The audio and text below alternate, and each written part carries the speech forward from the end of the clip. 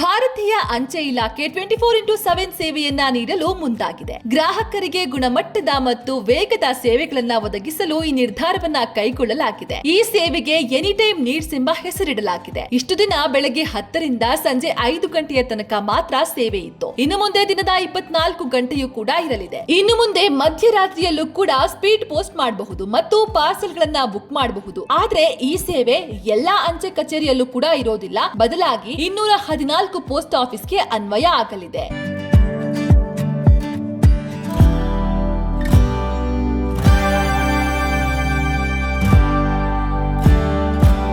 ಏನಿದು 24x7 booking ಸೇವೆ? ಉದ್ಯೋಗಿಗಳು ಅಥವಾ ಸಣ್ಣ ವ್ಯಾಪಾರಿಗಳು ಹಗಲಿನಲ್ಲಿ ಬ್ಯುಸಿಯಾಗಿರ್ತಾರೆ. ಆಗ ಅವರಿಗೆ ಅಂಚೆ ಕಚೇರಿಗೆ ಹೋಗಲು ಸಾಧ್ಯವಾಗದ ಪರಿಸ್ಥಿತಿ ಇರುತ್ತೆ. ಇದನ್ನ ಗಮನದಲ್ಲಿಟ್ಟುಕೊಂಡು ಈ ಸೇವೆಯನ್ನ ನೀಡುತ್ತಿದೆ. ನಗರದ ಪ್ರಮುಖ ರೈಲ್ವೆ ನಿಲ್ದಾಣಗಳು, ವಿಮಾನ ನಿಲ್ದಾಣಗಳು ಮತ್ತು ಪ್ರಧಾನ ಅಂಚೆ ಕಚೇರಿಗಳಲ್ಲಿ ಈ ಕೇಂದ್ರಗಳು ಲಭ್ಯವಿರುತ್ತೆ. ಈ ಸೇವೆಯ ವಿಶೇಷತೆಗಳೇನು? 1.